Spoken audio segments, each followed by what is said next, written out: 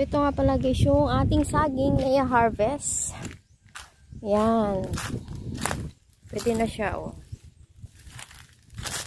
Dito lang siya sa malapit sa bahay, di ba? Ayan, no, malaki na. Pwede na, oh. Bilog-bilog na siya, o kaya pwede na siyang i-harvest. Ayan. Ready for harvest na yan.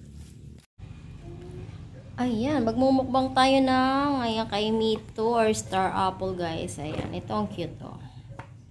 Ayan, mga paunang bunga pa lang, kaya pailan-ilan pa lang. Ayan, ito naman yung mga sariling tanim talaga. Ayan, pag sariling tanim, ayan, may mga ganyan pa, oh. Pagka nasa market na, wala na kayo makikita mga ganito. Madalas na ganito na, wala nang mga ano, yung dito sa dulo niya, yung pinagbulaklakan niyang ganyan, oh. Ayan, talagang fresh yan guys. Hindi ko siya pinahinog. Hinayaan ko siyang nahinog mag-isa. Ayan, parang mga kaimito, hinayaan ko lang silang mahinog mag-isa. Ayan, oh, ito, hinog na siya. Nalaman ko na marami nang hinog na kaimito kasi ang dami ng mga ibon naririnig ko na sa puno. Ayun, naunahan patuloy ako. Nauna pa sila nakatikim kaysa sa akin. So, ayan, kakain tayo ng mga star apple ngayon, tsaka saging. Ayan, magkakain tayo ng mga na-harvest natin ngayon. Ito, 1 linggo bago siya nahinog. Ito, kasi may tanim ako guys, diba? Kung naalala yung mga upload ko. Nagtatanim ako noon ng mga saging. Dito lang malapit sa bahay. Mga 5 di pa lang sa bahay ko, ayan. Ito, hindi ko siya pinahinog. Hinayaan ko siyang nahinog mag-isa. So, 1 linggo bago siya nahinog. Pero ayan, tinayin naman ang lulusog niya. O, talagang pinalaki ko siya. Ayan, iniwasan ko na lang siyang pumutok kasi pag sobrang laki naman, puputok na siya. So, pagka alam na nating pwede na siyang ipahinog, ay wala na yung mga side niya dyan, oh. Nawala na. Kasi kung maliliit pa, di ba may mga kanto-kanto yung mga na yan. Kita niyo wala na. Talagang solid na siyang bilog na bilog. So, yan na yung sign na pwede na siyang i-harvest. Ayan, di ba? Nakakatuwa yung nagtanim ka at ikaw pa rin yung mag-harvest at alam mo healthy. Meron na tayo, ayan, kamatis. At syempre, ang paborito naming potato daw, tomato. At ang favorite nating kaimito, ayan, may 2 punong, ano ba yung nabulol? 2 akong punong kaimito dito sa bahay. Merong maliliit, merong malaki. So, yung malalaki, medyo paubos na. Itong maliliit, ayan, kakukuha ko lang. Nanguha kami kanina ni Bunso, ayan. Yung mga hindi na-shoot sa lagayan, ito, mga nabitak. Yung mga nalagay sa basket na pinagkukuha ko sa mataas. Ayan, mga buo sila. Ayan, ito yung hinog. Muntik na rin na naman siyang butasan ng ibon. Ayan. Naunahan pa ako eh. Nalaman ko lang na may mga hinog na. Nung nakikita ko yung mga ibon. Madalas na yung may ibon sa puno. So, tinignan ko, ayun, nauna pa silang nakatikim kaysa sa akin. So, ayan, dahil atat na yung kasama ko. Kain na kami ng kaimito. Ayan, magkukutsara ako para mas madali. Pakainin natin hanggat nasa mood. Tsaka gusto niya to eh. Ayan. Pero ayaw niya ng buto. Ayan, lagi kong kasama sa bahay. Ayaw niya lang yung may buto. Gusto lang niya yung laman talaga. So, akin yung mga buto.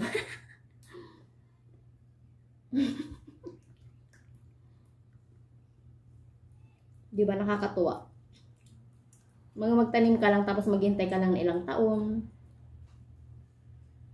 Siguro hintay ko yan more than 10 years. O 10 years, mga ganyan. Mahigit. Namumunga na sila. Patagpunas dyan. Buto. Ayaw mo naman yung buto yun. Kasi yung saging di ko alam kung gusto niya. Akan yung buto. Medyo maliliit nga lang guys yung kaimito namin. Pero okay na rin yan, at least libre, diba? Ang mahal lang per kilo nito ngayon. May nagbibinta ng 100, 70, ganyan. Diba? O di nakalibre na kami. Tuwing panahon nito, nakakalibre na kami. Minsan natataon na bakasyon ng asawa ko yun. Talagang nagsasawa siya kakakain ng kaimito. Naakyat niya. Eh ngayon napaaga yung bakasyon niya kaya hindi siya nagsawa. Pero nakatikim siya. Nakakain siya ng kaimito bago siya umalis. Kasi may mga naunang nahinog doon sa isang puno namin. Doon siya nakakain. Natikman naman niya bago siya bumalik sa trabaho. Ang ingay ng motor.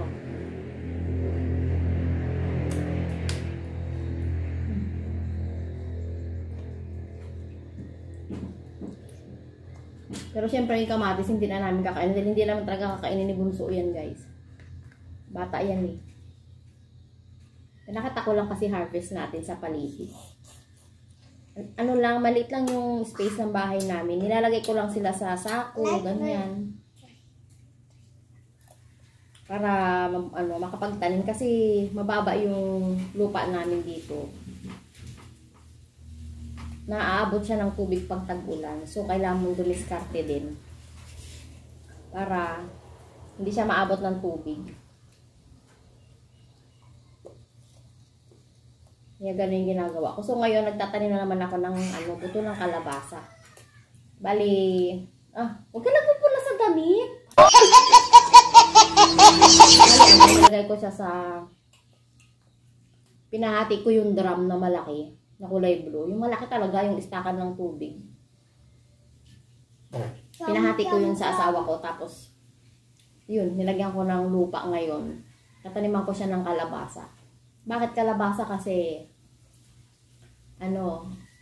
habang lumalaki, humahaba siya, namumulaklak. Eh, di ba ang bulaklak nabebenta? Yung bulaklak ng kalabasa, nabebenta na. Tapos, bago pa man siya mamunga, di ba, ang dami ko na nabentang bulaklak. Di ba, kahit pang allowance or, pang allowance man lang pambili ulit ng ulam ng bata. Kasi mga bata hindi agad napapakain ng gulay, sabaw-sabaw lang. So, yun yung naisip kong itatanim. So, yun, tumutubo na siya. Ay, mag-update ako guys kapag nakatanim na ako. Ayan. So, ayan, ako na lang siguro kakain ng saging. Kasi busog na. Kakain lang namin ng kanin. So, around, anong oras na ba? 11 ng tanghali. So, wala kaming pasok ni Bunso kasi dito sa amin ngayon sa Pangasin ay may festival. Asin festival. Kung alam niyo yung sinasabi nilang quality salt, dito yun sa amin guys. So, hindi na kami pumunta ng bayan kasi fiesta ng bayan. So, alam na natin na talagang maraming tao. Buong barangay nandoon kasi bawat barangay may mga palabas. So, maliit pa lang yung anak ko, 4 years old. Tsaka mainit. Ayoko namang isiksik siya doon. Diba? Tsaka ang hirap ng may bata kang kasama. So, manahimik na lang tayo dito sa bahay. Diba? Nakales gastos ka pa. Peace. Pero totoo naman yun, diba? Kaya naman ano mo yung anak mo doon.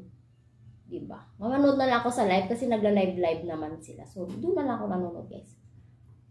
Kung kaya mo yung saging naman ngayon. Sarap. Di ba nakakatuwa yung may mga tanim ka tapos darating yung time na mag-harvest ka. Iba yung feeling kasi nung alam mong tinanim mo, tapos mag-harvest ka rin ng bunga, di ba? Nakakatuwa. Saka alam mo pang walang mga chemicals kasi syempre kung pang sarili mo, hindi mo siya lalagyan ng chemicals. Kasi mas okay na yung kahit kung ano yung magiging kalabasan ng tanim mo, at least puro siya na yun talaga siya na alam mo wala kang nilagay na chemicals, di ba? Ay alam naman natin na mas okay na yung walang chemicals yung ating kinakain. Ayun yung saging na, tamis. Ayan, di ba? 1 linggo siyang nahinog. Kasi hindi ko siya pinahinog. Hinayaan ko lang siya nasa lamesa talaga. Andito pa yung iba. Ito yung dulo niya, guys. Hindi ko na siya nilagay dito kanina. Ayan yung dulo niya, ayan. Hindi ko siya talaga pinahinog. Kasi kung pinahinog mo siya, mauunang may hinog yung mga maliliit na yan. Hindi ko siya pinahinog. Nilagay ko na lang talaga dyan sa lamesa. Yan, matutuwa na naman yung panganay ko pag umuwi. Ubos ang saging. Mahilig kasi yun sa saging. So, ayan guys. Babay na at sukulit nangungulit niya. Ayan, i-insert ko na lang dito guys yung itsura ng saging ko nung nakatayo pa siya. Hindi ko pa siya... Ano ba yan?